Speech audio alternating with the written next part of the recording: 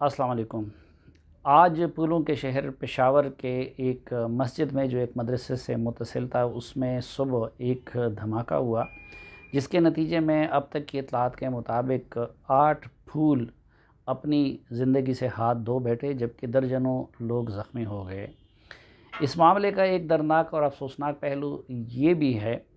कि वहाँ के वज़ीर आला या वज़रा ने तो जाए वक़ूआ का दौरा नहीं किया, बल्कि सबसे पहले वहाँ पे एक ख़ातून जो कि बेलोर ख़ानदान से ताल्लुक़ रखती हैं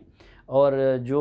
जिनके शौहर जनाब हारून बेलोर भी इससे पहले एक ख़ुदकुश धमाके में शहीद हो चुके हैं। इस तरह इसी ख़ानदान के बशीर बेलोर भी दहशतगर्दी की नज़र हो चुके हैं। तो हारून बेलोर की अहलिया अवामी नेशनल पार्टी से ताल्लुक़ रखने वाली समर बेलोर अपने साहिबजादे के साथ सबसे पहले वहाँ पे पहुँची और फिर उन्होंने हॉस्पिटल को भी विज़िट किया। बाद में मियाँ इफ्तिखार हुसैन साहब, जिनका अकलौता बेटा दहशतगर्दी की नज़र हो गया था और जो ख़ुद इस वक्त प्राइम टारगेट बताए जाते हैं दहशतगर्दों की बदकिस्मती से, तो वो वहाँ पे भी पहुँचे और हॉस्पिटल में भी पहुँचे। लेकिन अभी तक हमें वज़ीर आला साहब की या उनके वज़रा की इस तरह की कोई फुटेज देखने को नहीं मिली जिनमें उन्होंने या तो जाए वक़ूआ को विज़िट किया हो या फिर उन्होंने हॉस्पिटल को विज़िट किया हो। ये जहाँ पे धमाका हुआ वो मदरसा अज़ीज़िया जो कि चला रहे हैं शेखुल हदीस रहीमुल्लाह हक्कानी, वो उनके उस मदरसे से मुत्तसिल एक मस्जिद है और वहाँ पे वो दरस हदीस उस वक़्त दे रहे थे। मिशकात शरीफ अपने शागिर्दों को पढ़ा रहे थे मस्जिद में बैठ के कि पुलिस के मुताबिक एक नामालूम शख्स ने आके वहाँ पे एक थैला रखा जो रिमोट कंट्रोल बम था और उसमें ख़ुद रहीमुल्लाह हक्कानी वो तो बच गए, लेकिन उनके तालिब इल्म 8 वो इस धमाके के नतीजे में दार-ए-फ़ानी से रुख़सत कर गए। जो शेख रहीमुल्लाह हक्कानी साहब हैं, ये अफ़गान तालिबान के सिंपैथाइज़र समझे जाते हैं और उनके शागिर्दों में भी एक बड़ी तादाद अफ़गानिस्तान से ताल्लुक़ रखने वाले नौजवानों की है। वो जो वाक़या हुआ तो उसके बाद तहरीक तालिबान पाकिस्तान ने न सिर्फ ये कि इससे लाताल्लुक़ी का इज़हार किया, बल्कि उनके तर्जुमान की तरफ से जारी करदा बयान में इस धमाके की मज़म्मत भी की गई। कुछ सोर्सेज़ इस मामले को दाइश से मंसूब कर रहे हैं, लेकिन दाइश ने भी अभी तक ऑफ़िशियली इसकी ज़िम्मेदारी कबूल नहीं की है। जबकि इंटेलिजेंस हुकाम का ये ख़याल है कि ये जो पड़ोसी ममालिक की होस्टाइल एजेंसीज़ हैं, उनकी कारस्तानी हैं। आपने देखा होगा कि गुज़िश्ता 3-4 महीनों से हम मुतनब्बे कर रहे हैं कि खुदा न खास्ता पाकिस्तान एक बार फिर दहशतगर्दी की एक नई लहर की लपेट में आने वाला है। लेकिन बदकिस्मती ये है कि इस वक्त मुल्क जिन लोगों के हाथ में हैं, उनकी कोई तवज्जो नहीं है इस तरह के इश्यूज़ की तरफ। मेरे नज़दीक दहशतगर्दी की जो एक नई लहर उठी है और ख़ाकम बदहन खुदा न खास्ता ये आने वाले दिनों में मज़ीद भी तेज़ हो सकता है, उसकी कई वजूहात हैं। पहली वजह, अफ़गानिस्तान में तालिबान फ़ातिह के तौर पर सामने आ रहे हैं और ज़ाहिरी बात है कि जब एक जगह पे मज़हब की बुनियाद पे मुसल्लह जद्दोजहद करने वाले लोगों को फ़तह मिल जाती है, तो अमूमन अफ़गानिस्तान में भी टीटीपी के लोग हों या दाइश के लोग हों या बाकी लोग हों, वो भी उसी तरह की सोच रखते हैं, उसी तरह के जज्बात रखते हैं। तो तालिबान की कामयाबी से ख़ुद पाकिस्तानी अस्करियत पसंदों का मोराल भी बूस्ट होता हुआ नज़र आ रहा है और उनमें से अक्सर लोग ये सोचते हैं कि अगर तालिबान जैसे लोग अमेरिका और नेटो को शिकस्त दे सकते हैं तो फिर वो पाकिस्तानी रियासत से क्यों नहीं लड़ सकते। दूसरी वजह मेरे नज़दीक उसकी पाकिस्तान की रियासत का गैर ज़रूरी इत्मीनान था। जब एहसानुल्लाह एहसान की गिरफ़्तारी के बाद उनके इन्फॉर्मेशन की बुनियाद पे टीटीपी के बहुत सारे लोग पकड़े गए, कुछ सरेंडर हो गए और उसके बाद एक वक्ती ख़ामोशी आ गई, क्योंकि अल-कायदा के लोग भी इस दौरान अमेरिका और तालिबान के दरमियान मुज़ाकरात की वजह से मैक्सिमम उनके लोग इस खित्ते को छोड़ने लगे। तो पाकिस्तान में ये फ़र्ज़ कर लिया गया कि शायद इस मसले को हमेशा के लिए हल कर दिया गया। हालांकि ना तो उस नज़रिए का कोई काउंटर नज़रिया सामने आया था, ना उन लोगों को मेन स्ट्रीम करने का या एकोमोडेट करने के लिए कोई पॉलिसी इस रियासत ने बनाई थी। और ना दीगर महाज़ों पे कोई काम हो रहा था। लेकिन उस आर्जी खामोशी को बदकिस्मती से पाकिस्तान के अंदर उस मसले का हल समझा गया, और यही वजह है कि उसके रूट्स ख़त्म नहीं हुए थे और अब दोबारा वो मसला हमारे सामने आ गया है। तीसरी वजह इस रीग्रुपिंग की और दहशतगर्दी की नई लहर है, वो पाकिस्तान की इंटेलिजेंस एजेंसियों का इस मसले को कमाहक़हू तवज्जो ना देना है। मसलन इस रीजन में अगर रॉ है तो रॉ की पूरी तवज्जो अपने मुल्क को बचाने और पाकिस्तान जैसे ममालिक में कार्रवाइयाँ करने पे है। इवन अगर अफ़गानिस्तान की इंटेलिजेंस एजेंसी है NDS, तो वो भी वहाँ के दाखिली सियासत या दाखिली मामलात में दखील नहीं होती और उसकी सारी तवज्जो इस तरफ मबजूल है। बाकी ममालिक की, ईरान हो, चीन हो, ज़ाहिरी बात है उनकी इंटेलिजेंस एजेंसियों का तो यही काम होता है। लेकिन पाकिस्तान में हम देख रहे हैं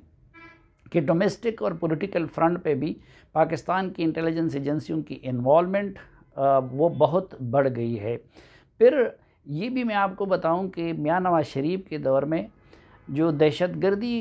के रोकथाम के सिलसिले में इंटेलिजेंस ब्यूरो ने भी बड़ा एक बुनियादी रोल प्ले किया था, क्योंकि वहाँ पे पुलिस अफसरान आते हैं और उनकी इस तरह के मामलात की डीलिंग में तजुर्बा उनका ज़्यादा होता है। तो पिछले सालों में TTP जैसी तंजीमों को कमज़ोर करने में इंटेलिजेंस ब्यूरो का भी बुनियादी किरदार था। लेकिन बदकिस्मती से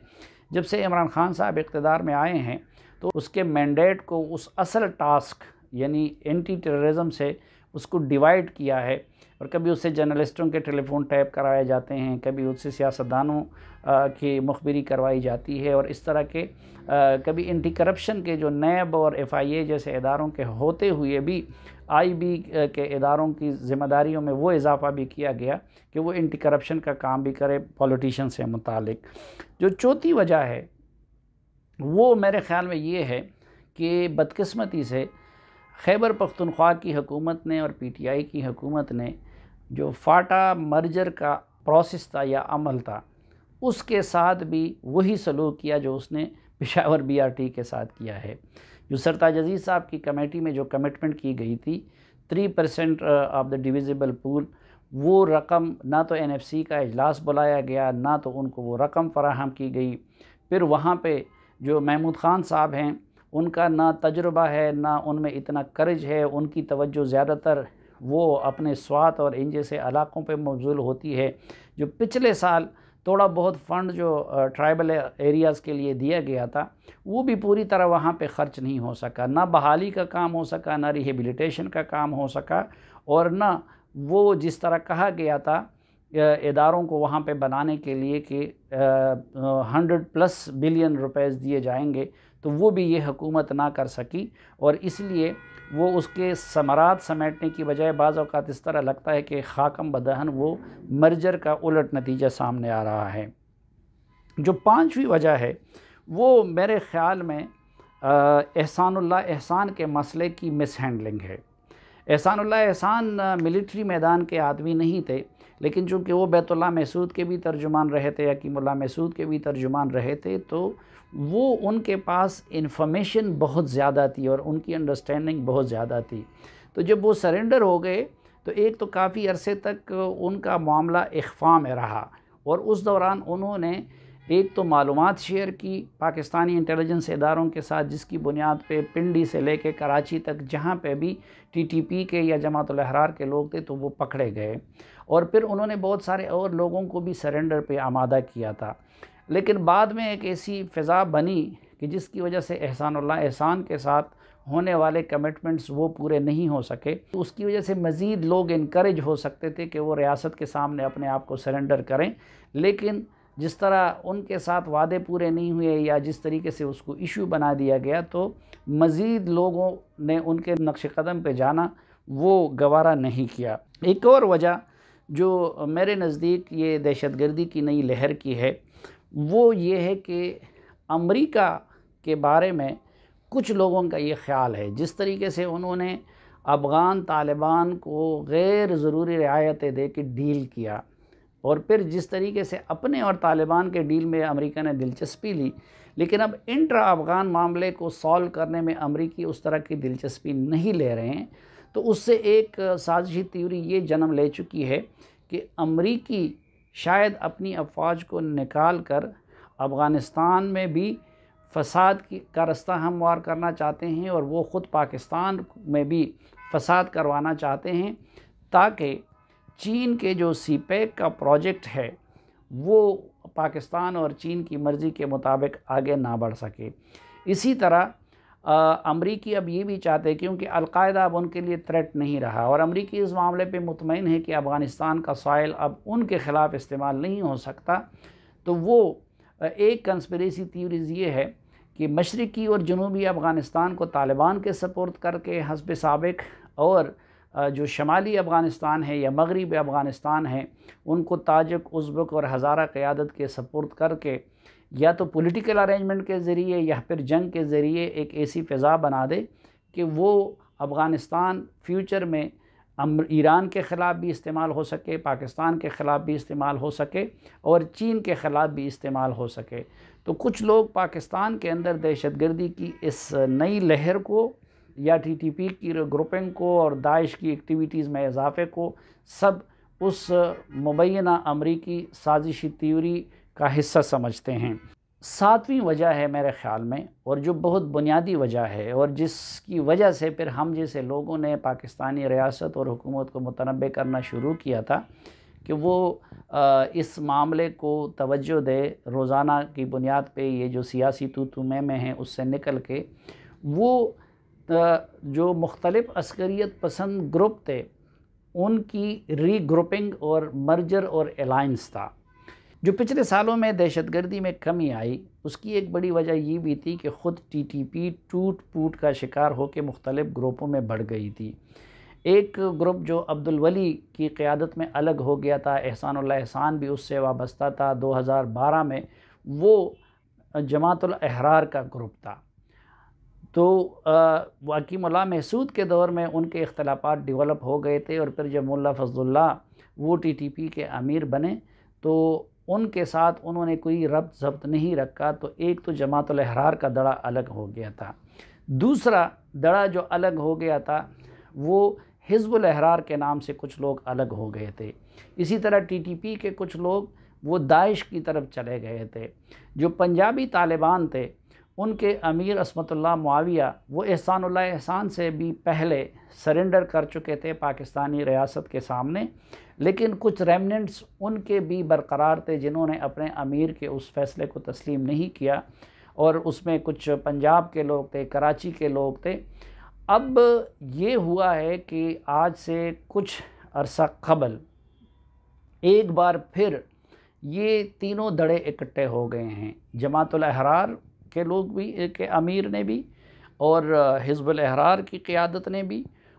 और फिर जो पंजाबी तालिबान के रेमनेंट थे उन सब ने मिल के मुफ्ती नूर वली जो कि इस वक्त तहरीक तालिबान पाकिस्तान के सरबराह है उनके हाथ पे बैत कर ली और एक बार फिर इकट्ठे उन्होंने अपनी सरगर्मियों और एक्टिविटीज़ को जारी रखने का ऐलान किया। अब मेरी मालूमात के मुताबिक इस दौरान जो मंगलबाग ग्रुप है उनके साथ भी राब्ते हो रहे हैं और ये कोशिशें जारी है कि उनको भी टीटीपी के साथ शामिल कर दिया जाए। अब ज़ाहिर बात है कि इस यूनिटी के बाद और यूनिफिकेशन के बाद हम देख रहे हैं कि टीटीपी की कार्रवाइयाँ रोज़ाना की बुनियाद पे हो रही है।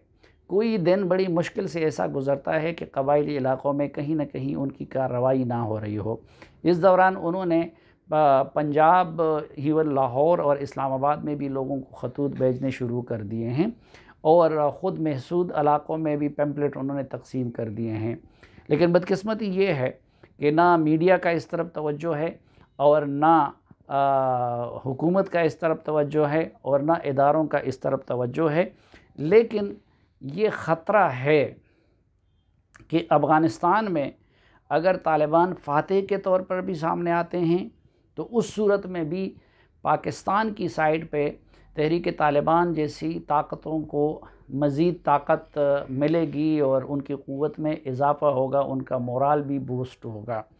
और अगर ये दूसरी साजिशी थ्योरी प्रिवेल करती है और अमेरिका वहाँ पे अफ़गानिस्तान में खाना जंगी करवा देती है तो उस सूरत में भी पाकिस्तान के अंदर टीटीपी जैसी ताकतें दोबारा उभर सकती हैं और पाकिस्तान के अंदर दहशतगर्दी की कार्रवाइयों में इजाफ़ा हो सकता है। एक और चीज़ जो पाकिस्तानी हुकाम को मद्देनज़र रखनी चाहिए वो ये है कि अभी तक अमेरिका पाकिस्तान का मोहताज था अफ़गानिस्तान और तालिबान के कंटेक्स्ट में, लेकिन जब तालिबान के साथ उसकी डील हो गई और उनकी अफवाज यहाँ से निकल जाती है तो अमेरिका की वो मोहताजी भी ख़त्म हो जाएगी। और फिर अफ़गानिस्तान के अंदर भी और पाकिस्तान के अंदर भी अगर अमरीकी चाहें तो उनकी तख़रीब करने की सलाहियत में मज़ीद कई गुना इजाफ़ा होगा। एक कॉमन सेंस की बात ये भी है कि अगर सीपैक इंडिया को गवारा नहीं है तो ज़ाहिरी बात है कि सीपैक अमरीकियों को भी गवारा नहीं है, और मुस्तक़बिल में इस बात का ख़तरा मौजूद है कि इंडिया के साथ मगरबी ममालिक की एजेंसियाँ भी मिल के बलूचिस्तान में और खैबर पख्तूनख्वा और इन इलाक़ों में कार्रवाइयाँ करें ताकि सीपैक के मंसूबे को पाकिस्तान और चीन के हस्ब मंशा कामयाब होने ना दिया जाए। ये सूरत हाल है जो तकाज़ा करती है कि पाकिस्तान के अंदर सियासी हम आहंगी हो, पाकिस्तान के अंदर सिविल मिलिट्री हम आहंगी हो, पाकिस्तान के अंदर यहाँ पे लोग एक ज़ुबान हो, और सबसे बढ़कर ये कि पाकिस्तान के सिक्योरिटी इदारों की और पाकिस्तान की खुफिया एजेंसियों की तमाम तर तवज्जो वो इन चीज़ों की तरफ मरकूज़ रहे। लेकिन आप भी देख रहे हैं, मैं भी देख रहा हूँ कि बदकिस्मती से इस वक्त पाकिस्तान एक बदतरीन पॉलिटिकल पोलराइजेशन के दौर से गुज़र रहा है और मुख्तलिफ़ इदारों के माबैन एतमाद तो दूर की बात है बल्कि उनके दरमियान तनाव चल रहा है, और हुकूमत की ये कोशिश रहती है हम वक्त कि वो अपोजिशन की जमातों को अपने सिक्योरिटी के इदारों के साथ लड़ा दे। इन हालात में बहरहाल अल्लाह से ही दुआ कर सकते हैं कि अल्लाह ही इस मुल्क का हामी व नासिर और हाफिज़ हो।